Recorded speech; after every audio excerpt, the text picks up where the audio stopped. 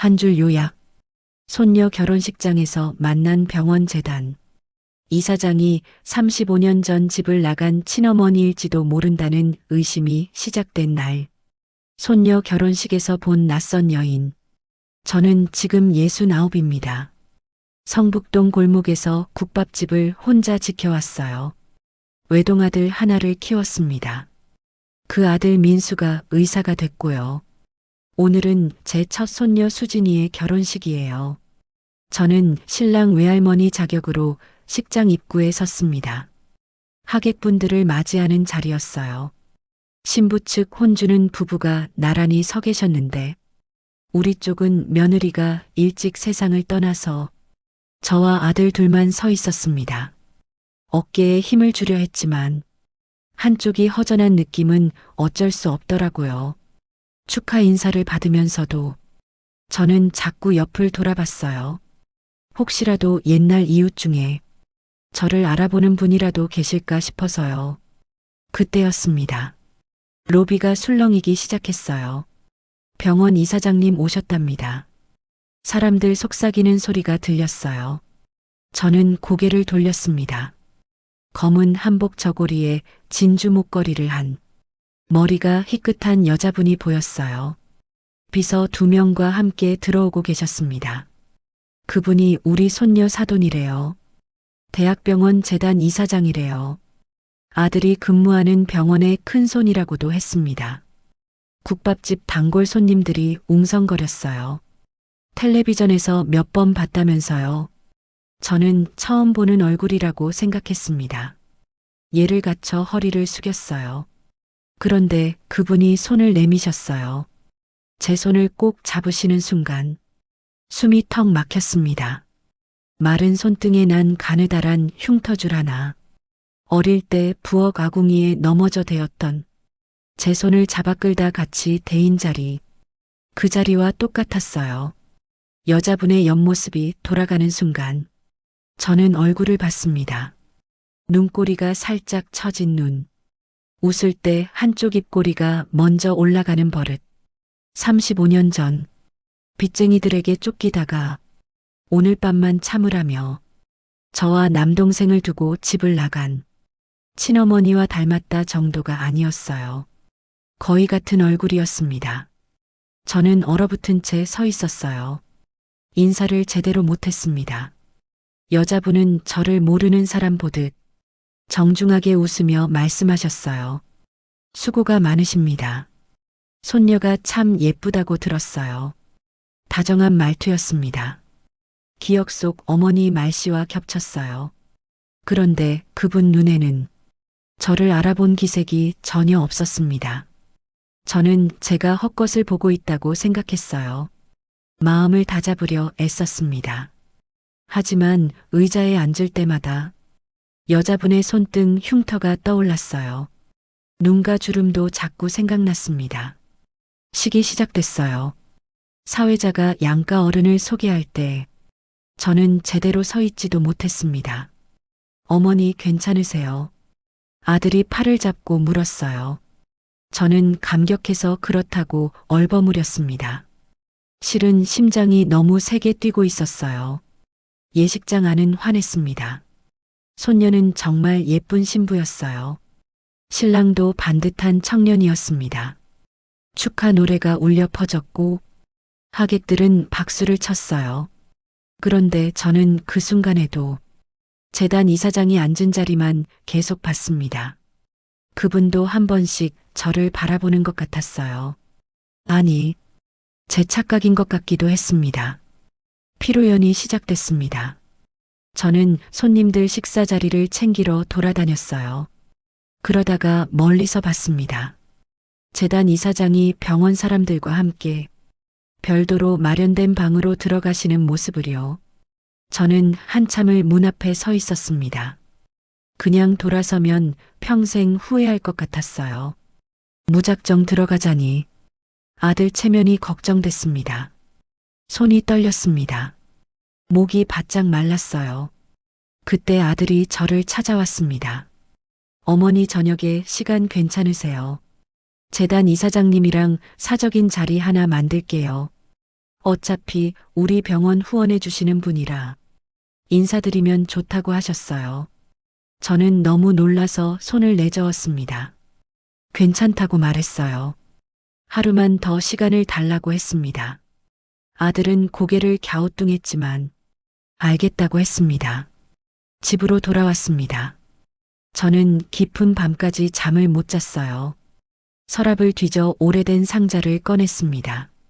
어릴 적 저와 동생이 초등학교 앞 사진관에서 찍은 사진, 등 뒤에 어머니가 살짝 기대 서 있던 사진이었어요. 흑백 사진 속 젊은 여자 얼굴은 세월이 많이 흘렀지만 오늘 본 이사장님과 같은 눈매였습니다. 저는 사진을 가슴에 꼭 안았어요. 그리고 조용히 울었습니다. 지금 이 이야기를 듣고 계신 분들 중에 혹시 오랫동안 찾지 못한 가족이 계신가요? 우연한 순간 닮은 사람을 본 적 있으신가요? 댓글로 나눠주시면 함께 듣겠습니다. 식후 만남, 몸이 기억하는 사람. 예식이 끝났습니다. 피로연이 시작됐어요. 손님들 식사 자리를 챙기러 돌아다녔습니다. 저는 홀을 오가며 빈 그릇을 치우고 물을 따라 드렸어요. 그러다가 멀리서 봤습니다. 재단 이사장님이 병원 사람들과 함께 별도로 마련된 방으로 들어가시는 모습을요. 저는 그 방 문 앞에 한참을 서 있었어요. 그냥 돌아서면 평생 후회할 것 같았습니다. 무작정 들어가자니 아들 체면이 걱정됐어요. 손이 떨렸습니다. 목이 바짝 말랐어요. 발이 떨어지지 않더라고요. 잠시 뒤 아들이 저를 찾아왔습니다. 어머니 저녁에 시간 괜찮으세요? 재단 이사장님이랑 사적인 자리 하나 만들게요.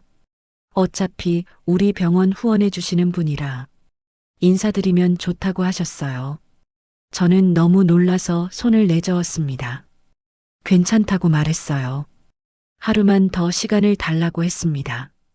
아들은 고개를 갸우뚱했지만 알겠다고 했습니다. 그날 밤 집으로 돌아왔어요. 깊은 밤까지 잠을 못 잤습니다. 서랍을 뒤져 오래된 상자를 꺼냈어요. 먼지가 수북이 쌓인 나무 상자였습니다. 그 안에서 사진 한 장을 찾아냈어요. 어릴 적 저와 동생이 초등학교 앞 사진관에서 찍은 사진이었습니다. 등 뒤에 어머니가 살짝 기대 서 계셨어요. 흑백 사진 속 젊은 여자 얼굴은 세월이 많이 흘렀지만 오늘 본 이사장님과 같은 눈매였습니다. 저는 사진을 가슴에 꼭 안았어요. 그리고 조용히 울었습니다. 눈물이 멈추지 않더라고요. 다음 날 새벽, 저는 국밥집 부엌에 섰습니다. 어릴 때 어머니가 자주 끓여주시던 들깨 미역국을 끓이기 시작했어요. 들깨를 갈아서 미역에 넣고 천천히 볶았습니다. 국물이 뽀얗게 우러나올 때까지 한참을 저었어요. 어머니는 늘 배고플 때 이 국에 밥을 말아주셨습니다. 바다를 한 번도 못 본 저에게 미역 냄새를 맡으며 바다는 이런 냄새일 거라고 웃으시던 분이었어요. 저는 그 국을 맛보며 몸이 먼저 어머니를 기억한다는 걸 깨달았습니다. 이사장님이 진짜 엄마든 아니든 내 몸의 기억을 시험해 볼 생각이 들었어요. 국을 끓이면서 손이 저절로 움직였습니다. 들깨를 3번 더 넣고 소금을 2꼬집 넣었어요. 어머니가 하시던 그대로였습니다. 아들에게 부탁했습니다. 병원 회의실에서 열리는 소규모 후원자 간담회에 국밥집 사장 자격으로 불러달라고요. 아들은 의아해했지만 알겠다고 했습니다. 다음 날 오전, 저는 보온병에 들깨 미역국을 담아 병원으로 향했어요. 손이 떨렸습니다. 보온병을 꼭 안고 택시에 앉아 있었어요. 병원 회의실에 들어갔습니다. 이사장님은 양복을 입은 의사들과 이야기하고 계셨어요. 저를 보시더니 반가운 듯 웃으셨습니다. 어제 뵌 신랑 외할머니시죠? 국밥집을 오래 하셨다고 들었어요. 저는 준비해간 보온병을 꺼냈습니다. 들깨 미역국을 그 앞에 꺼내 놓았어요. 행사장에서 이게 뭐냐는 간호사들의 눈빛이 느껴졌습니다. 창피했어요. 얼굴이 화끈거렸습니다. 그래도 저는 떨리는 손을 숨기며 말했습니다. 제가 어릴 때부터 끓여 먹던 국이라 이사장님도 한번 맛보시면 좋겠다 싶었습니다. 이사장님은 의아해 하셨어요. 그래도 작은 종이컵에 국을 한 모금 마셨습니다. 그 순간이었어요. 이사장님의 손이 미세하게 떨렸습니다. 눈가에 잠깐 그늘이 스쳤어요. 컵을 든 손이 멈췄습니다. 이 미역국, 어디서 많이 먹어본 맛인데요? 이사장님은 스스로도 당황한 듯 웃으셨어요. 저는 그 표정을 놓치지 않았습니다. 눈빛이 흔들렸어요. 입술이 살짝 떨렸습니다. 손이 컵을 놓지 못하고 있었어요. 정말 익숙한 맛이네요. 어떻게 이렇게 옛날 방식대로 끓이셨어요? 이사장님이 다시 물으셨습니다. 저는 조용히 대답했어요. 어머니가 해주시던 방식 그대로입니다. 이사장님의 얼굴이 굳었어요. 한참 동안 말씀이 없으셨습니다. 간담회가 끝나고 저는 조용히 자리를 떴습니다. 복도를 걷는데 뒤에서 누군가 저를 불렀어요. 돌아보니 이사장님이었습니다. 혼자 서 계셨어요.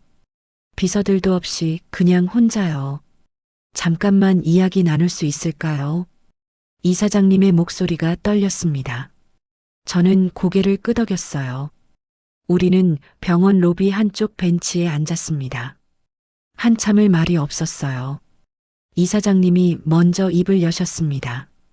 그 국이요. 제가 아주 어릴 때 먹던 맛이에요. 누가 해주셨는지는 기억이 안 나는데 혀가 기억하더라고요. 저는 가슴이 두근거렸습니다. 정말 그 맛이 맞으신가요? 네, 분명해요. 잊을 수가 없는 맛이에요. 이사장님은 눈을 감으셨습니다. 저는 더 이상 참을 수 없었어요. 손을 떨며 가방에서 사진을 꺼냈습니다. 흑백 사진 한 장을요. 사진 속 어린아이 둘과 뒤에 서 계신 여자분을 가리켰습니다. 혹시 이 사진 속 사람 아세요? 이사장님이 사진을 받아드셨어요. 한참을 들여다보셨습니다. 손이 떨리고 계셨어요. 이건 누구예요? 저는 조용히 말했습니다. 제 어머니입니다. 35년 전에 집을 나가신 분이에요. 이사장님의 눈에서 눈물이 흘렀습니다. 사진을 꼭 쥐고 계셨어요. 한참이 지나서야 말씀하셨습니다. 이 아이가 당신인가요? 네, 제가 맞습니다. 우리는 한참을 아무 말도 못했습니다. 병원 복도에 사람들이 오가고 있었지만 우리 둘만 멈춰 있는 것 같았어요. 골목길과 국밥집, 첫 실마리, 간담회가 끝난 뒤였습니다. 저는 용기를 내어 말했어요. 혹시 시간 괜찮으시면 가게 국밥도 한번 대접하고 싶습니다. 이사장님은 처음엔 손을 저으셨어요. 바쁘실 텐데 제가 어떡해요. 그런데 아들이 옆에서 거들었습니다. 우리 어머니 국밥은 정말 맛있어요. 한번 드셔보시면 후회 안 하실 거예요. 아들이 등을 떠밀듯 권했어요. 결국 이사장님이 고개를 끄덕이셨습니다. 그럼 점심때 한번 들르겠습니다. 사흘 뒤 점심시간에 맞춰 이사장님이 작은 승용차를 타고 오셨어요. 제 국밥집이 있는 성북동 골목으로 들어오셨습니다. 차에서 내리시는 모습을 보며 저는 숨을 고르고 또 골랐어요. 이 골목은 제가 34살이 되던 해부터 아이 둘을 데리고 살던 곳입니다. 좁은 골목이에요. 경사가 있어서 오르기 힘든 길이죠. 이사장님은 차에서 내리시더니 골목을 올려다보셨어요. 한참을 서 계셨습니다. 그러더니 천천히 걷기 시작하셨어요. 경사가 있는 골목을 별말 없이 잘도 올라가셨습니다. 발에 익은 길을 걷는 사람처럼요. 자연스럽게 움푹 팬 벽돌을 피해 걸으셨어요. 저는 그 모습을 보고 가슴이 한번 내려앉았습니다. 어머니가 집 나가기 전까지 이 골목을 그렇게 걸으셨어요. 똑같은 자리에서 발을 조심하셨죠. 똑같은 속도로 걸으셨습니다. 몸이 기억하고 있는 거였어요. 가게 앞에 도착하셨습니다. 이사장님은 낡은 간판을 올려다 보셨어요. 성북국밥. 세월의 발행 글씨를 한참 보셨습니다. 손으로 간판을 만지려고 하시다가 그냥 내리셨어요. 가게 안으로 들어오셨습니다. 이사장님은 자리에 앉으시더니 국밥을 주문하셨어요. 저는 일부러 아주 옛날 방식대로 항아리에 숙성시킨 다대기를 떠서 내왔습니다. 뜨끈한 국밥을 앞에 놓아드렸어요. 이사장님은 국밥을 받아 드셨습니다. 그런데 말도 안 하고 손이 먼저 움직이셨어요. 다대기를 3숟가락 떴습니다. 깍두기 국물을 2번 부으셨어요. 그리고 숟가락으로 국물을 저으셨습니다. 숫자까지 똑같았어요. 어릴 때 어머니는 국밥을 그렇게 비벼 드셨습니다. 언제나 다대기 3숟가락이었어요. 깍두기 국물은 꼭 2번이었죠. 저는 그 손놀림을 수저를 씻으면서 훔쳐봤습니다. 숨을 참으며 지켜봤어요. 이사장님은 한 숟가락 드시더니 눈을 감으셨어요. 고개를 끄덕이셨습니다. 맛있네요. 정말 오래된 맛이에요. 저는 대답 대신 물을 따라드렸습니다. 손이 떨려서 물이 조금 넘쳤어요. 식사가 끝나갈 즈음이었습니다. 이사장님이 가게 구석을 보셨어요. 벽에 걸린 낡은 가족 사진을 발견하신 거예요. 집 나가기 전 마지막 설날에 동사무소 사진관에서 찍은 사진이었습니다. 가운데에 앉은 젊은 여자 얼굴이 보였어요. 이사장님은 자리에서 일어나셨습니다. 천천히 사진 앞으로 다가가셨어요. 한참을 들여다보셨습니다. 수십 년 전 자기 얼굴이 그대로 붙어 있었으니까요. 똑같은 눈매였습니다. 똑같은 미소였어요. 이사장님 얼굴이 굳었습니다. 사진 앞으로 더 가까이 다가가셨어요.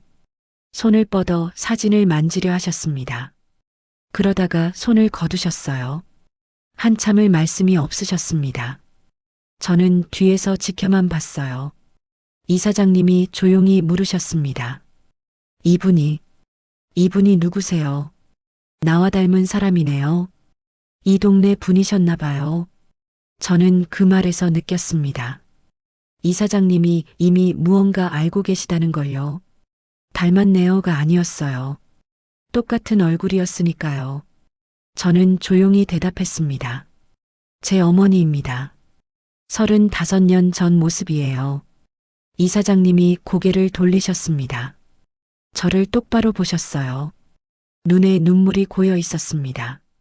당신이 그 아이인가요? 네, 저예요. 이사장님은 벽에 기대셨습니다. 다리에 힘이 풀리신 것 같았어요.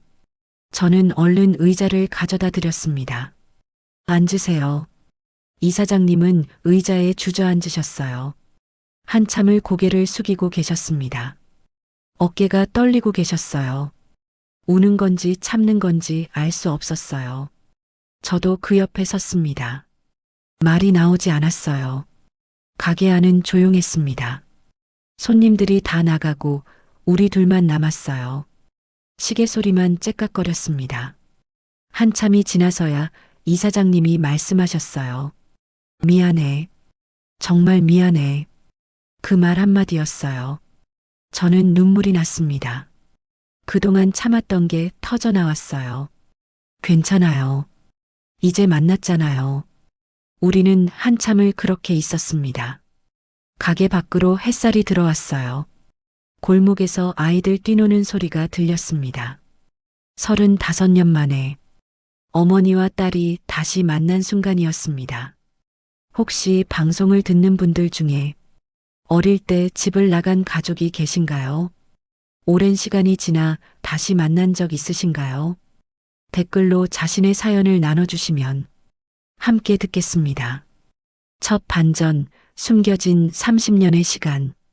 며칠이 지났습니다. 아들이 퇴근 후 조심스레 말을 꺼냈어요. 어머니, 이사장님이 어머니 얘기를 하셨습니다. 저는 놀라서 얼굴을 들었어요. 무슨 말씀을 하셨는데? 아들은 소파에 앉으며 천천히 말했습니다. 그분이 그러시더라고요. 국밥이 너무 익숙한 맛이라 자꾸 생각난다고요. 그날 식당 벽에 걸린 사진도 밤새 떠올랐다고 하셨대요. 저는 가슴이 두근거렸습니다. 아들은 재단 이사회에 오래 근무하던 간사에게 들은 이야기를 전했어요. 이사장님은 한 번도 언론에 가족 이야기를 하지 않으셨대요. 젊은 시절 어디서 오셨는지 자기 얘기를 극도로 아끼시는 분이래요. 대신 해마다 이름 없는 장학금을 만드셨대요. 기록에도 남지 않는 방법으로요. 서울 변두리 고등학교 두 곳에 등록금을 지원해 오셨다고 했습니다. 아들이 그 학교 이름을 말했어요. 저는 숨이 막혔습니다. 그 학교는 제가 다녔던 학교였어요. 그리고 제 남동생이 다니던 학교였습니다. 다리에 힘이 풀렸어요.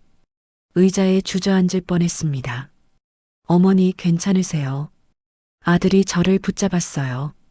저는 고개를 저었습니다. 괜찮아. 그냥 놀라서 그래. 그날 밤 잠을 못 잤어요. 천장만 바라보며 누워 있었습니다. 어머니는 알고 계셨던 거예요. 제가 어디서 공부했는지, 동생이 어느 학교에 다녔는지 다 알고 계셨던 겁니다. 그런데 왜 한 번도 나타나지 않으셨을까? 그 의문이 머릿속을 떠나지 않았어요. 며칠을 고민했습니다. 그리고 마음을 정했어요. 한 번만 더 만나서 제가 누구인지 분명히 말하자. 그분이 부인하셔도 제 몫의 질문만은 하고 싶었습니다. 저는 이사장님 비서에게 직접 연락했어요. 가게 옆 골목 카페에서 잠깐만 얼굴을 보고 싶다고 부탁했습니다. 이틀 뒤였어요. 이사장님이 오셨습니다. 잠시 망설이셨다며 늦게 나타나셨어요. 옛 골목을 다시 걷는 게 쉽지 않은 얼굴이셨습니다. 우리는 카페 구석 자리에 마주 앉았어요. 한참 동안 말이 없었습니다. 커피만 식어가고 있었어요. 저는 주머니에서 사진을 꺼냈습니다. 어릴 때 찍은 다른 사진이었어요. 초등학교 운동의 날, 어머니가 제 손을 잡고 운동장 모래 위에 서 있던 사진이었습니다.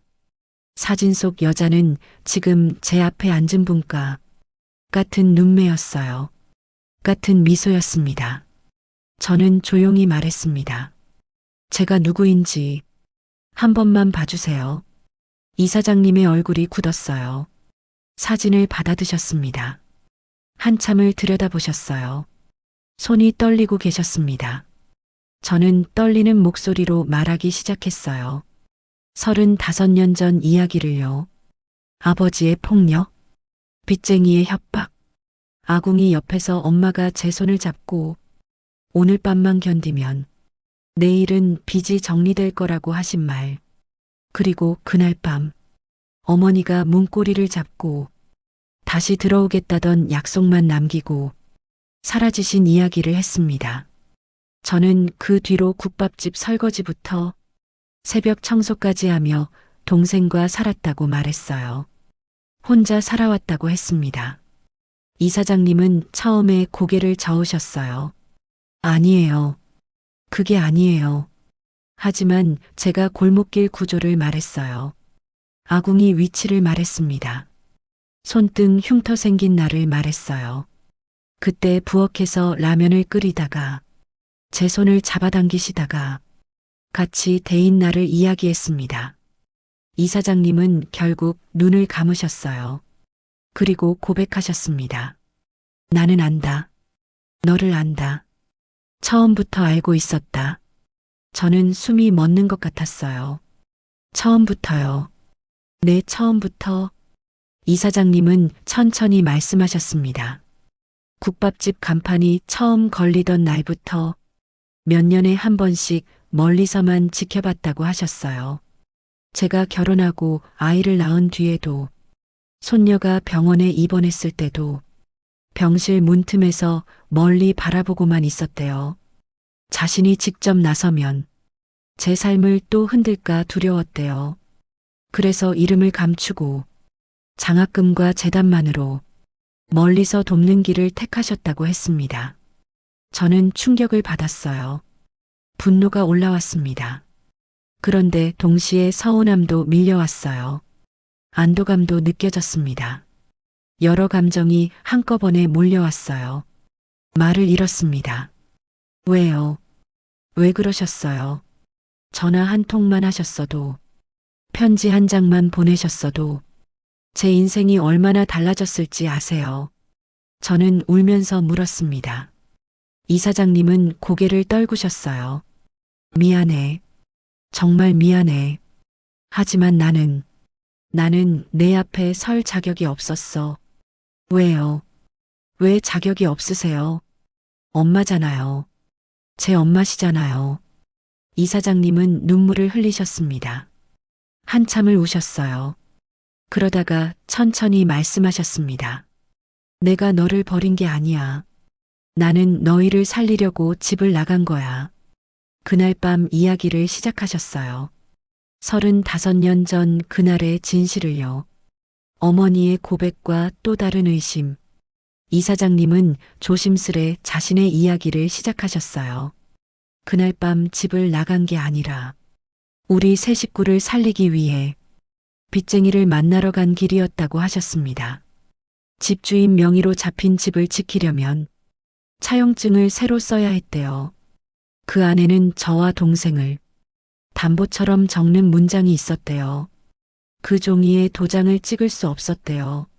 어머니는 그 대신 남편 몰래 빚쟁이에게 식당 지분을 넘겨주겠다고 하셨대요.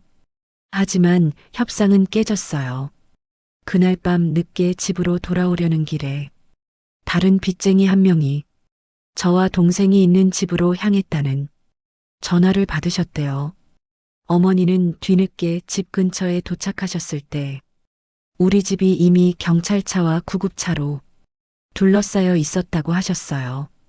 부엌 아궁이에서 시작된 불로 집안이 전부 타버렸다는 소식이었대요. 이웃들이 말하길 아이들은 운이 좋게 빠져나와 성당 신부님이 데리고 갔다고 알려줬대요. 어머니는 그날 경찰서와 성당을 오가며 두 아이의 행방을 찾으려 하셨대요. 하지만 적어낸 연락처가 불길 속에서 탄 탓에 이름조차 제대로 남지 않았다고 하셨습니다. 그때 이미 폭력적인 남편은 불길 속에서 실종된 상태였대요. 이사장님은 빚과 남편의 폭력에서 벗어났지만 아이들을 잃고 어디로 가야 할지 모르는 사람이 되셨대요. 저는 그 말을 들으며 고개를 끄덕였습니다. 그런 일이 있었구나. 그렇게 힘드셨구나. 그런데 한 가지가 마음에 걸렸어요. 제대로 된 교육을 받지 못한 채 공장과 식당을 전전하셨대요. 우연히 지인의 손에 이끌려 지금의 병원 설립자 집안일을 돕게 되셨대요. 그곳에서 다시 공부를 시작하셔서 재단을 맡게 되셨다고 하셨습니다. 저는 그 말을 들으면서도 한 가지를 물어야 했어요. 그렇다면 왜 그 오랜 세월 동안 한 번도 이름을 밝히지 않으셨어요? 전화 한 통, 편지 한 장이면 제 인생이 얼마나 달라졌을지 어떻게 모르세요? 이사장님은 제 눈을 똑바로 바라보셨어요. 한참을 망설이시더니 차마 털어놓지 못한 비밀이 하나 더 있다고 말씀하셨습니다. 뭔데요? 무슨 비밀이 또 있으세요? 이사장님은 가방을 여셨어요. 손이 떨리고 계셨습니다. 안에서 두꺼운 봉투를 꺼내셨어요. 이걸 보면 내가 왜 나타나지 못했는지 알 거야. 봉투를 제게 건네셨습니다. 저는 떨리는 손으로 봉투를 열었어요. 안에는 옛날 양식의 등본과 손으로 쓴 오래된 차용증이 들어 있었습니다. 차용증을 펼쳤어요. 채권자 이름을 봤습니다. 숨이 멎는 것 같았어요. 그 이름은 우리가 평생 감사해 하던 동네 슈퍼 할아버지 이름이었습니다. 어릴 때 우리가 외상장부를 믿고 라면과 우유를 꺼내 먹던 그 집이었어요. 저는 문득 떠올렸습니다. 슈퍼 할아버지가 우리에게 유난히 친절했던 것을요. 아버지에게는 언제나 존댓말을 쓰셨던 것을요. 이사장님이 말씀하셨습니다. 내 아버지와 그 사람은 한 통속이었어. 집문서도 가게 권리도 모두 그 사람 명의로 빼돌렸어. 겉으로는 동네 어른, 실제로는 채권자로 움직였던 거야. 저는 믿을 수가 없었어요. 그럴 리가 없어요. 할아버지는 착한 분이셨어요. 우리한테 늘 잘해주셨잖아요. 이사장님은 고개를 저으셨어요. 그게 다 계산이었어. 어머니가 빚을 막으려 한 날. 진짜 목적은 아이들 양육권과 집을 함께 넘기는 계약이었대요. 그 사람은 아이 둘을 지방 공장으로 보내 기숙사 노동자로 쓰려 했대요. 남편은 그 대가로 술집빚과 도박빚을 탕감받을 계획이었대요. 저는 온몸에 소름이 돋았습니다. 그럴 리가 없어요. 그럴 리가. 이사장님은 다른 서류를 꺼내셨어요. 그 사실을 담은 메모와 녹취였습니다. 경찰에 갔지만 당시에는 증거로 인정받지 못했대요. 오히려 남편과 슈퍼 주인이 어머니를 가출과 방화제로 몰려고 했대요. 불이 난 그날 밤 어머니는 그 싸움에서 밀려나 도망치듯 도시를 떠날 수밖에 없었대요. 시간이 지나 재단 일을 하며 힘을 얻은 뒤 다시 고향을 찾아오셨대요. 슈퍼가 재개발로 없어지고 세련된 편의점으로 바뀐 것도 확인하셨대요. 그리고 재단 회계 장부를 살펴보던 중 놀라운 사실을 발견하셨대요. 제가 일하는 병원 건물 일부가 옛 슈퍼 주인의 아들 명의 재단 소유로 넘어가 있었대요. 강산이 한번 바뀐 뒤에도 같은 가족이 같은 방식으로 약자를 밟고 있었던 겁니다. 이사장님은 노후의 마지막 일을 이 부당한 구조를 끊는 일로 정하셨대요. 지금 준비 중인 소송과 세무조사 서류를 보여주셨습니다. 국밥집과 골목 사람들 증언이 필요하대요. 예전에 외상장부를 맡아보던 노인들의 기억이 필요하다고 하셨어요. 저한테 도움을 요청하셨습니다. 저는 그제야 이해했어요. 왜 어머니가 이름을 밝히지 못하셨는지, 왜 장학금과 후원이라는 방식으로만 멀리서 우리를 지켜보셨는지, 어머니는 우리를 지키려고 그렇게 사셨던 거예요. 혼자서 싸우고 계셨던 겁니다. 저는 어머니 손을 꼭 잡았습니다. 도와드릴게요. 이제 함께 싸워요. 어머니는 눈물을 흘리셨어요. 고맙다. 정말 고맙다. 우리는 한참을 손을 잡고 앉아 있었습니다. 카페 밖으로 해가 지고 있었어요. 이사장님은 조심스럽게 병원 재단 서류 가방에서 두꺼운 봉투를 하나 더 꺼내셨어요. 이것도 봐야 해. 진짜 진실은 따로 있어. 봉투 안에는 옛날 양식의 등본과 손으로 쓴 오래된 차용증이 여러 장 들어 있었습니다. 저는 한 장 한 장 펼쳐봤어요. 모든 차용증의 채권자 이름이 동네 슈퍼 할아버지였습니다. 우리 집 문서, 옆집 문서, 골목 끝 가게 문서, 전부 그 사람 명의였어요. 저는 손이 떨렸습니다. 이게 다 뭐예요? 이사장님이 말씀하셨어요. 그 사람은 우리 동네 전체를 하나씩 집어삼키고 있었어. 친절한 슈퍼 주인, 착한 동네 어른, 그건 다 가면이었던 거야. 저는 어릴 때를 떠올렸습니다. 슈퍼 할아버지는 늘 웃으셨어요. 우리한테 과자도 주셨어요. 아버지한테는 존댓말을 쓰셨죠. 그런데 그게 다 계산이었다니. 믿을 수가 없었어요. 이사장님은 또 다른 서류를 꺼내셨습니다. 재단 회계 장부였어요. 손가락으로 한 줄을 가리키셨습니다. 여기 봐. 이게 지금 내가 일하는 병원 건물이야. 저는 그 줄을 읽었습니다.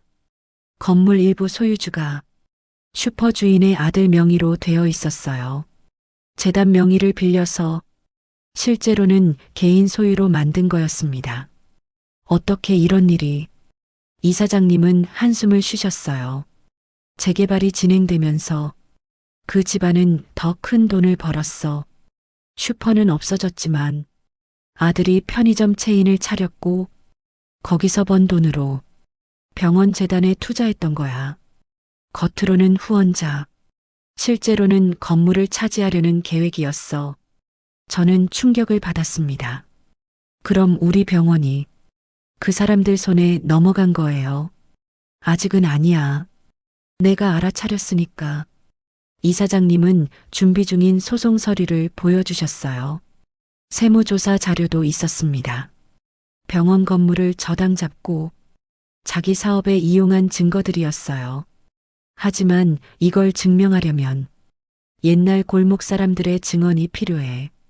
외상장부를 기억하는 사람들, 슈퍼와 우리 집의 관계를 아는 사람들, 그 사람들이 나서줘야 해. 저는 고개를 끄덕였습니다. 제가 찾아볼게요. 골목 어르신들 중에 아직 살아계신 분들이 있어요. 며칠 동안 저는 골목을 돌아다녔습니다. 옛날 이웃들을 하나씩 찾아갔어요. 70이 넘으신 박할머니, 80 가까운 최할아버지, 다들 기억하고 계셨어요. 슈퍼 주인이 외상을 빌미로 집문서를 받아냈던 일들을요. 그때는 몰랐지. 나중에 보니 다 계산이더라고. 박할머니가 말씀하셨어요. 최할아버지도 고개를 끄덕이셨습니다. 우리 집도 그렇게 넘어갔어. 친절하다고 믿었는데 결국 다 빼앗겼지. 저는 그분들 증언을 하나씩 모았습니다. 녹음도 하고 메모도 했어요. 아들도 도왔습니다. 법률 지식을 동원해서 재단 회계와 건물 소유 구조를 분석했어요. 옛 장부도 찾아냈습니다. 국밥집 창고에 쌓여있던 30년 전 외상 장부들이었어요.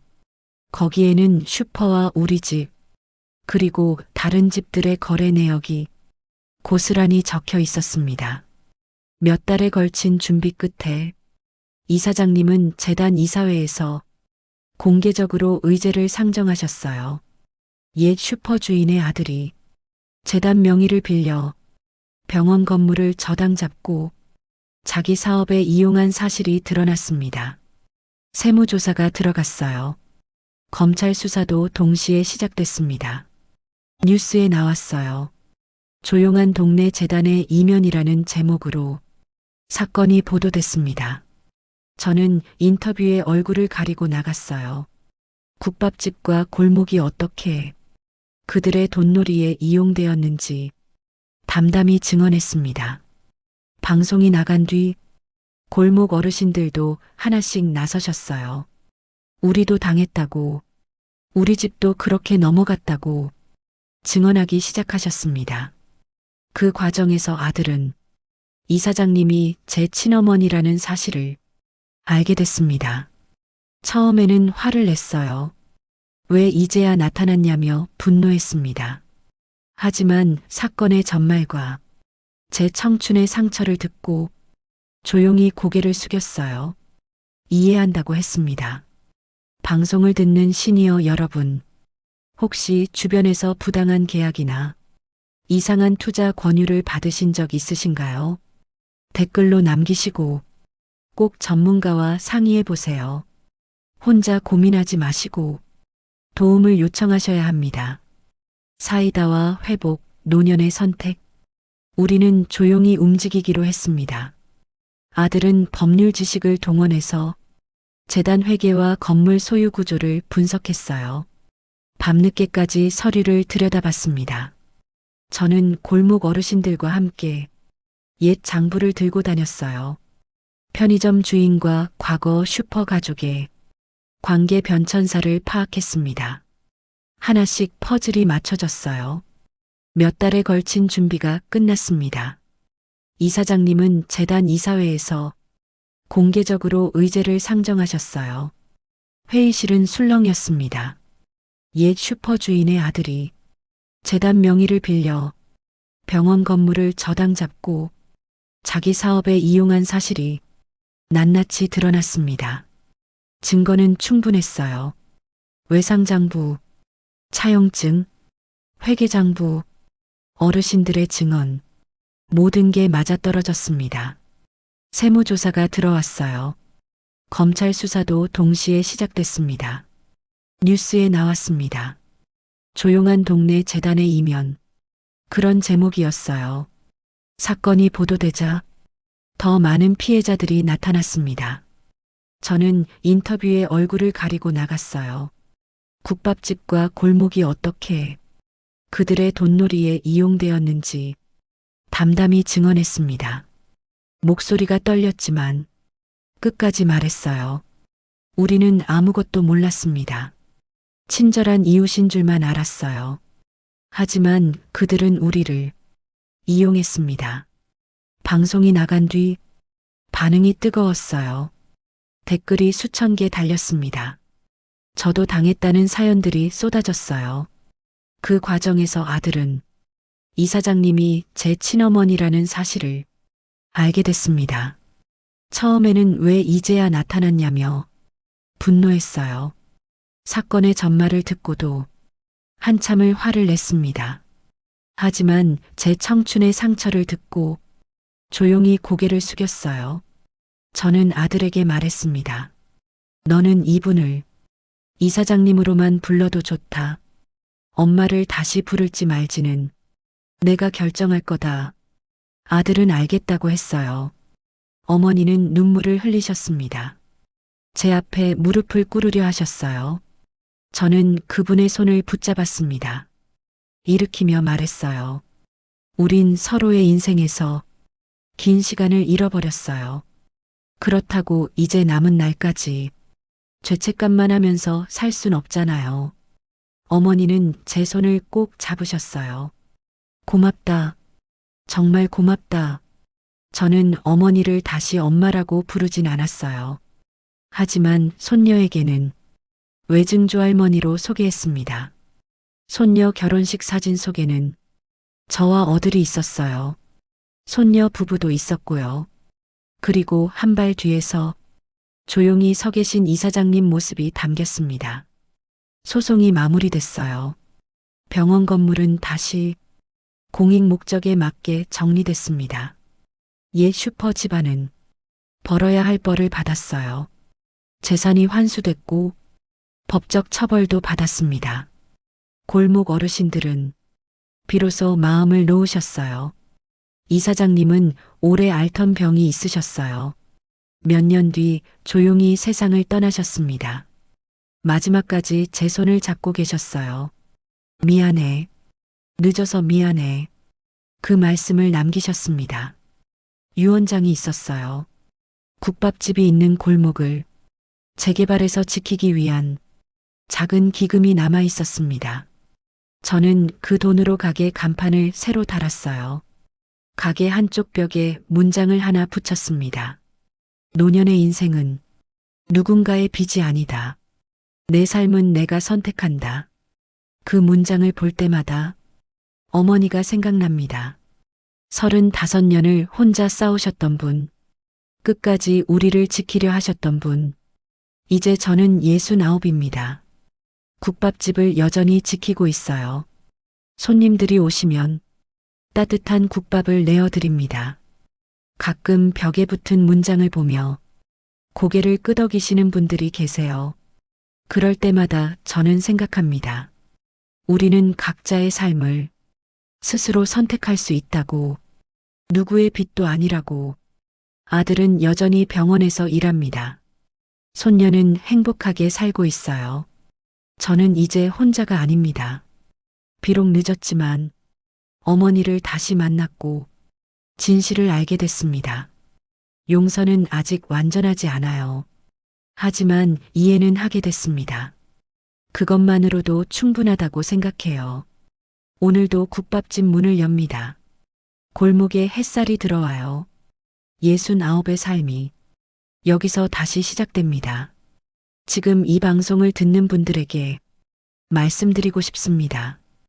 혹시 당신 마음속에도 풀지 못한 가족의 매듭이 있다면 그 매듭을 풀지 말지조차 당신이 선택할 수 있습니다. 누군가의 빚으로 사는 게 아니라 내 삶은 내가 정하는 거니까요. 이야기가 마음에 남으셨다면 다른 분들과 공유해 주세요. 그리고 채널을 구독해 주시면 더 많은 노년 이야기를 들려드리겠습니다. 오늘도 들어주셔서 감사합니다.